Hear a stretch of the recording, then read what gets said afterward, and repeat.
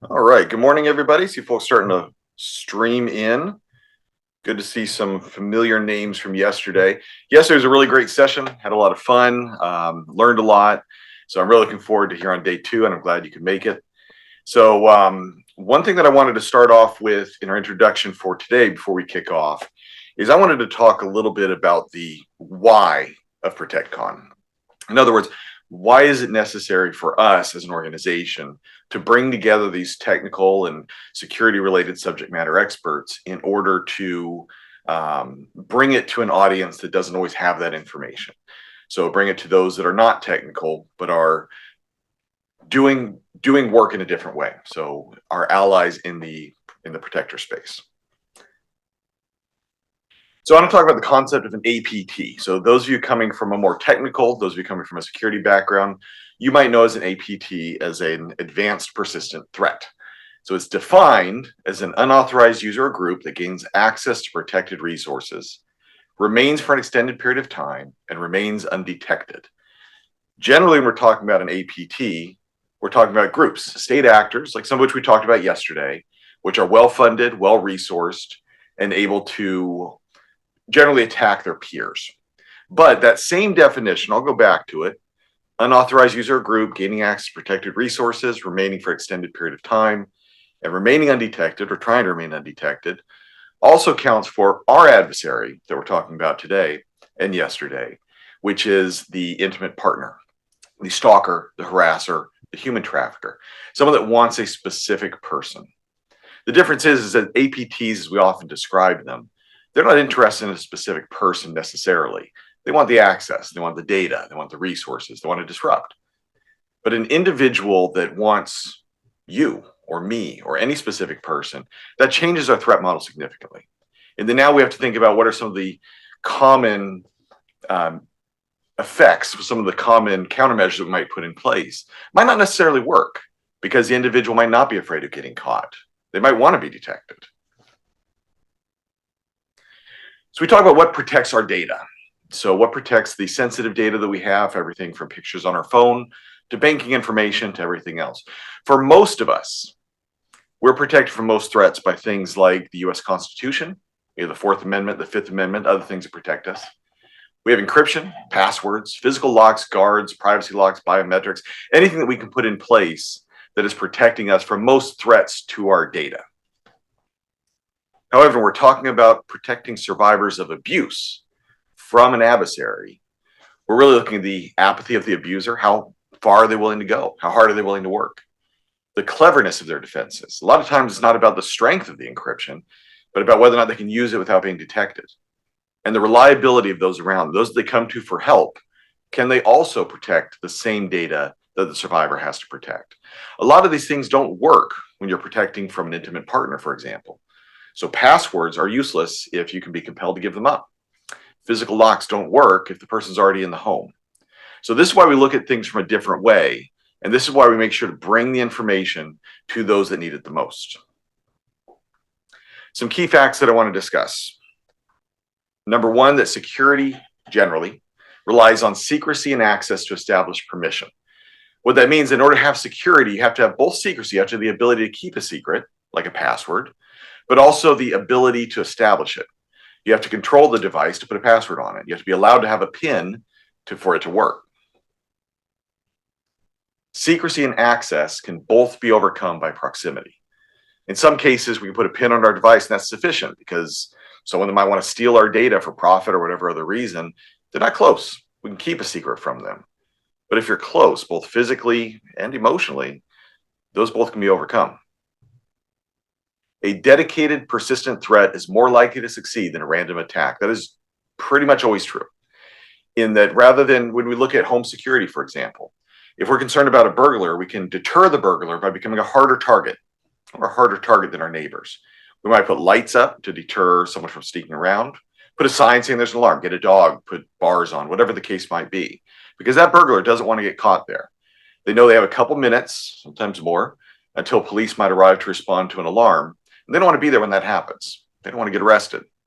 But sometimes a dedicated, persistent threat or an APT in the sense we're using it, maybe they're not concerned about being arrested. Maybe an alarm won't deter them because they don't They don't care if the police show up or not. Maybe a dog won't deter them because they know the dog. So we're talking about someone that is already in the sphere and is willing to cause harm.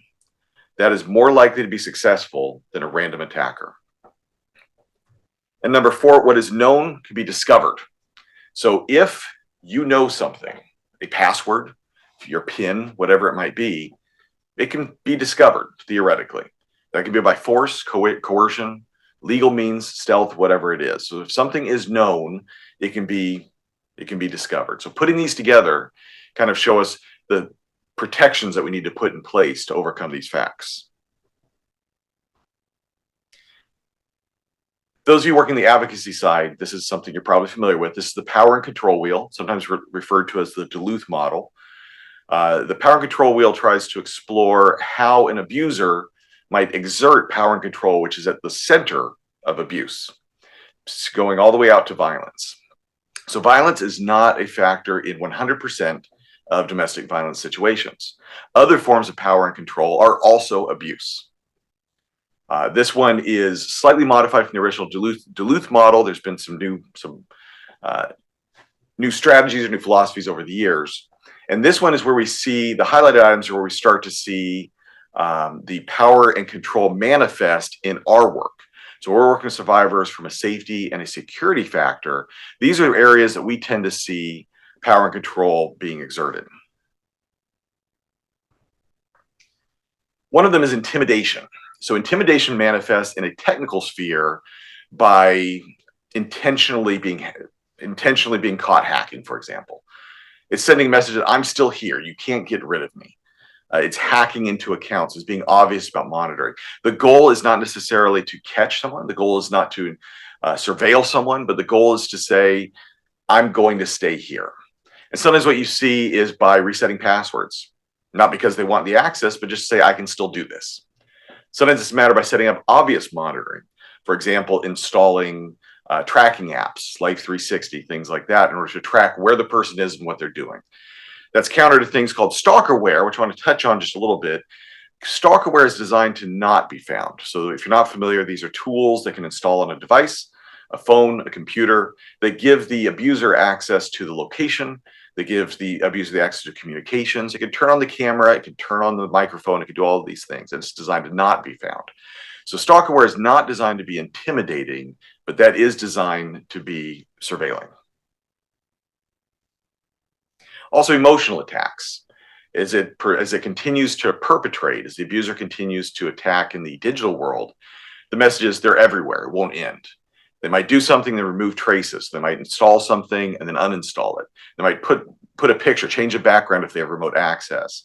And then before the person can get help or get a screenshot or whatever it is, they remove it.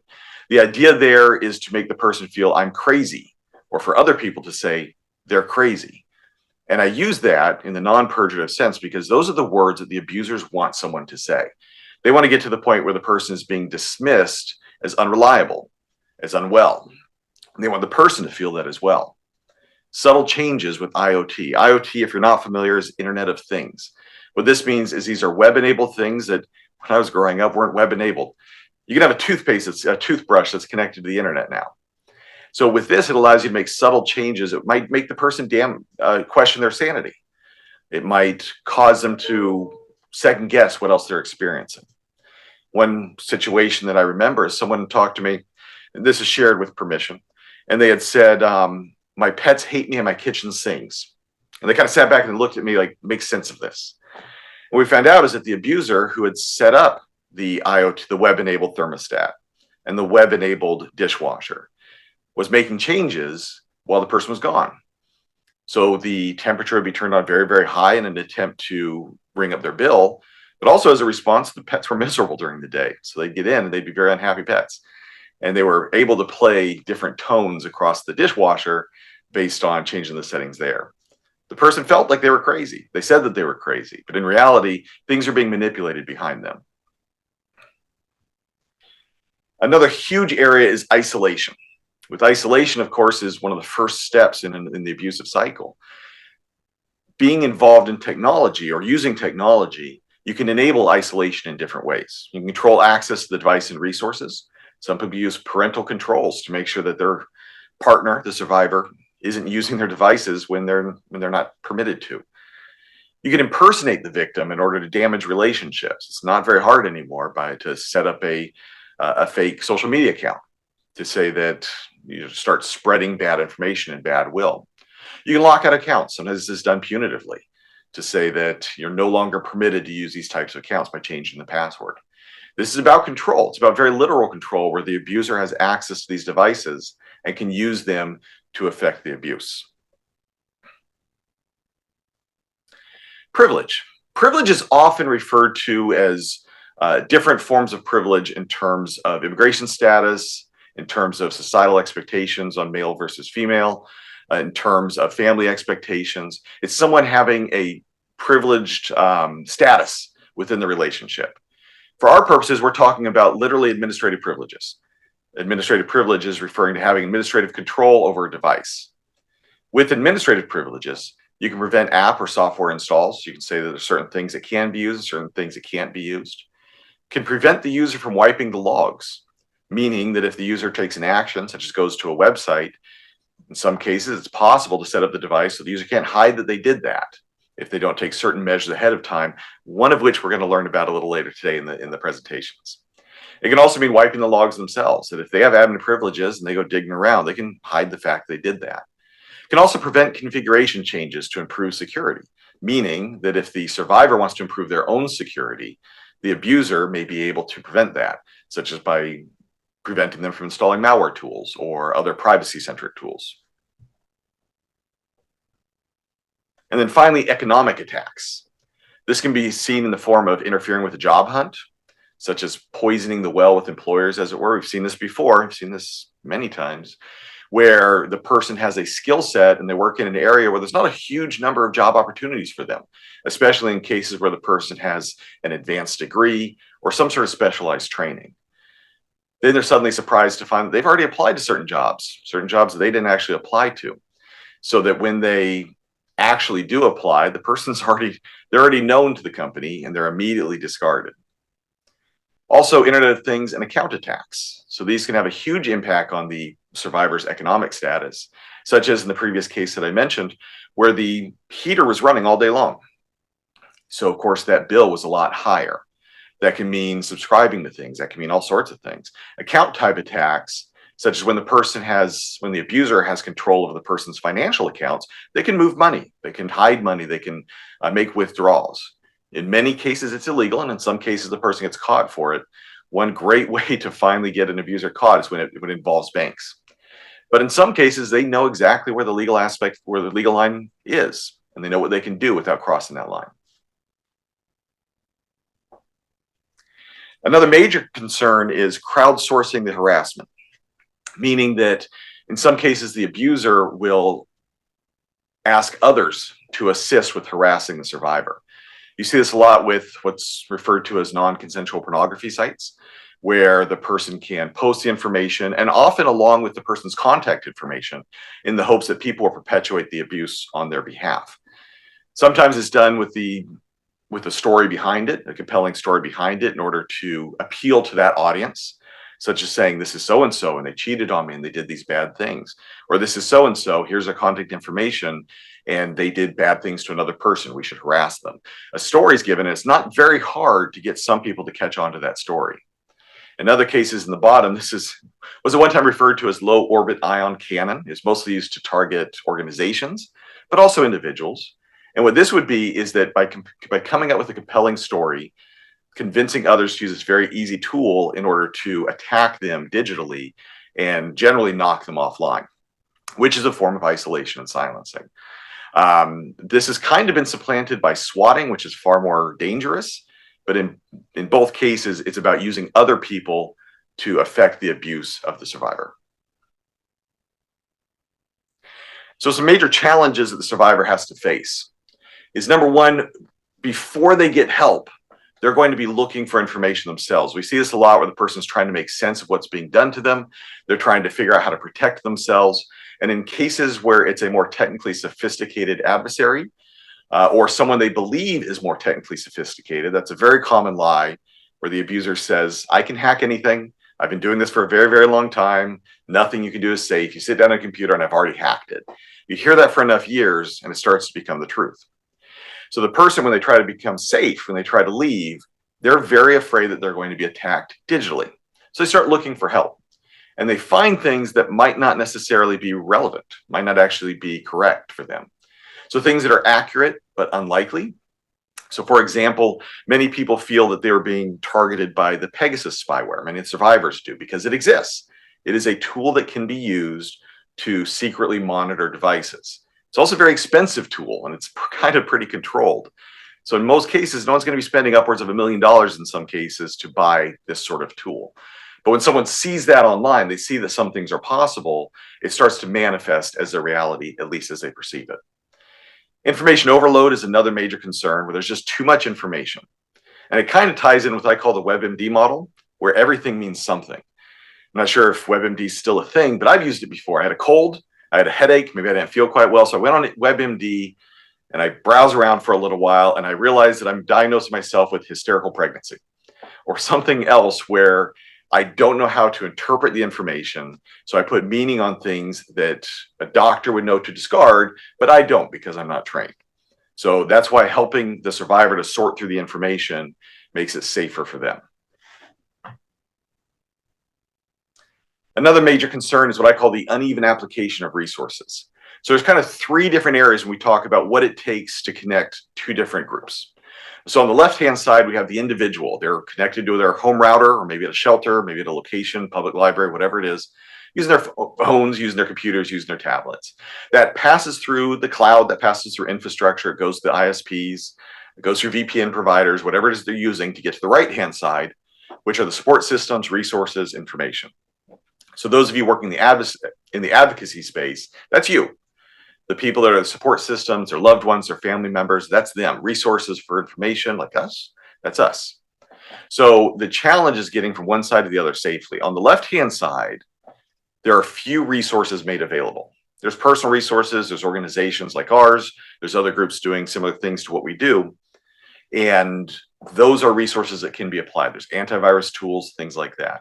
But that's often where you're most likely to see the attacks from an abuser against a survivor, is against the devices that they own. Then it passes through to what is the best protected. A lot of resources commonly applied. ISPs know how to protect themselves. VPN providers generally know how to keep things safe. In most cases, huge caveat with that. And are also rarely attacked. So the ISPs from the abusers generally aren't attacked. There's easier targets to go from. Then we go on the right-hand side, which are the support systems, the individuals, resources, source of information, legal resources, things like that, which there's a lot of resources, but not always evenly applied. A lot of organizations don't have the subject matter expertise. A lot of organizations don't know what the threat might be or don't know what resources are available to them. Sometimes attacked, more often in the middle area, not quite as often as the individuals, but the resources aren't always applied, so those are sometimes more successful. And this is one area that I think really sums things up, is that if the attacker already knows your mother's maiden name. So mother's maiden name, as you know, is a very common password reset option. Having the mother's maiden name, it makes the assumption that the attackers don't know what that is. And that's most often true. It's not hard to find in this day and age, but it's most often true. So in order to reset your password, you have to know certain things about the individual. And the security mechanisms being put in place makes the assumption that we're talking about a threat that does not know a lot about that individual. So in order to find it, they have to social engineer, they have to do all these things. These are 5 of the most common password reset options that are used on websites. Mother's maiden name, little history on that. This originated from a banking document in 1882 when someone wanted to move money by telegram from one bank to another. They wanted to withdraw money from their home bank. And the banking regulation said, ask them their mother's maiden name. Because if they're in a different area, most people aren't going to know what the mother's maiden name is, because that would have changed. If you're back home, you would. So the individual would probably know that information, where most people probably wouldn't. We've been using that for, I have no idea what the math is, but for 200, almost, we've been using that for a long time after the internet became a thing. Don't know why we haven't changed it, but people still ask that question. Name of the first pet, street you grew up on, where you're born, what's your favorite color. I'm going to take a huge risk here. because these are my answers. These are my actual answers to those questions. I can say it because it's not hard to find. I've talked about my first pet before. You can look at the history of where my family was, all sorts of things. If you wanted to target me, this is all very easy information to get. And there, by the way, is an excerpt from that banking regulation. It's actually there. This is a true thing that was said. I have no idea what guinea pig means. The reason why I'm comfortable sharing this with strangers is because I lie a lot. And I think you should all lie a lot too, in that I'm not using this for any password reset questions. I'm not using this to identify or authenticate myself anywhere because I know how easy it is to find. I use different information. I use information that's not easy to find because it's not associated with anything. One trick to this is you can use password managers sometimes to store your password reset questions as well. So not only the passwords, but you can make up any information. You can use numbers, you can use passwords, you can use codes to answer these questions consistently across sites, because it doesn't care what the truth is, it just cares what matches. So with all that being said, why are we doing Protectcon? We're doing Protectcon because the attacker is often close, can share a home, can share a bed, can share family relations. We do PetCon because the attacker is focused. Abusers are far more focused than disinterested burglars, or what we traditionally call APTs. And we do ProtectCon because the attacker already knows my mother's maiden name. So thank you for allowing me to share why we're doing this. I think it's something that's very, very important. And I do now want to turn it over to Julie Beck, who's our first presenter. But first, she wants to talk about something that we're doing past ProtectCon in another effort to keep people safe. So I will stop talking and let Julie tell us about it. Good morning, everyone. Hope everyone's doing well. I am Julie, and I am the co-manager of the OSINT team here at Operation Safe Escape, and I have some very exciting news to share. I'm excited to announce that in the near future, we will be hosting our own Capture the Flag event. The idea came about when our entire OSINT team was discussing participating in the next Trace Labs. Anyone here familiar with Trace Labs or have participated in it before? If you don't know about it, Trace Labs is a global nonprofit organization that utilizes the power of crowdsourcing to help find missing persons. They use a gamified platform to encourage competition, and it brings about a system that allows large loads of digital footprints to be submitted and vetted and then turned into a report, made into a report to turn into law enforcement. This method of gamification and crowdsourcing is ingenious. It allows for many people with expert skill sets to come together and find missing persons and victims of trafficking in large amounts. One person can only do so much, but when you bring together the power of a group, we can do amazing things. And I expect that we will be able to help law enforcement with many cases. We want to thank Trace Labs for providing resources and assistance with ensuring we get our own environment stood up so we can host our own Capture the Flag. Our CTF will have a new twist to it with some additional categories than Trace Labs. We'll be including finding flags of human trafficking and abuse. Additionally, we'll have some different awards. So once again, we want to thank Trace Labs for their assistance in helping us move forward with this idea. And everyone, please be on the lookout for announcements about our first Capture the Flag. We will be posting any updates on social media platforms, and I hope you guys will come participate. I look forward to seeing you guys there.